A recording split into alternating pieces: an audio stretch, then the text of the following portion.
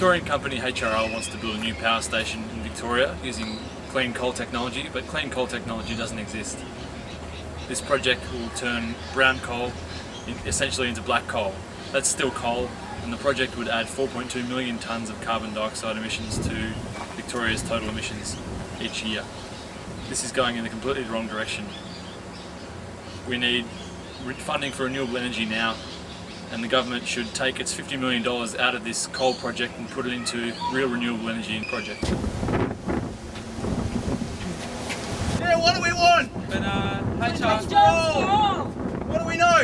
You can't clean coal. HRL, the new HRL plant will bring at least 3 new jobs to the valley. And I mean, you can say all you like about clean air and a planet for your children and other such nonsense, but I think what the broader public understands is that there's no jobs on a clean planet. There's no jobs on a dead planet, I think is the phrase that you might have heard before. Getting confused there? Nah, jobs. No, there's no jobs on a clean planet. That's ridiculous. So apparently this technology makes coal only as clean as black coal. That makes this still a coal power station, is that right? Could you please rephrase the question? Well, basically it's called integrated gasification dried combined cycle. And basically we take what is known as the traditional black coal and we then proceed to clean the the brown coal by drying it out. And in that process we actually end up with an outcome and a product of black coal.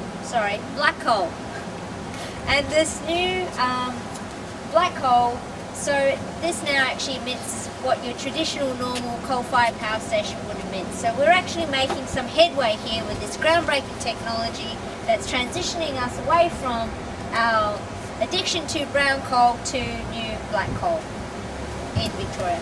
So how much energy does it take to turn brown coal into black coal? That's a very good question.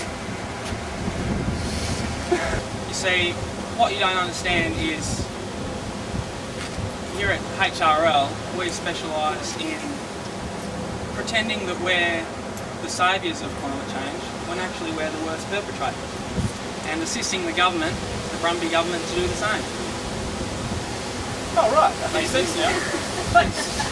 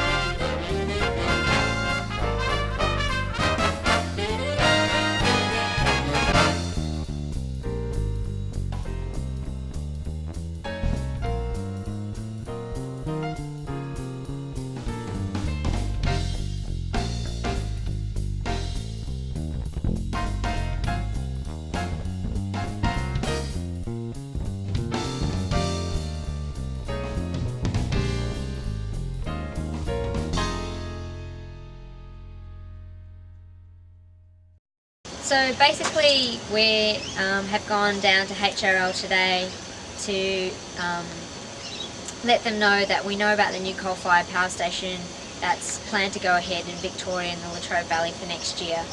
And in terms of the funding for the project, Brumby's giving it $50 million. This is absolute climate hypocrisy from Brumby, who's been talking about he's been the new MP for climate action, when really when you look at what he's doing, firstly about Hazelwood, the 2 generators that is closing, one of them unionists have said was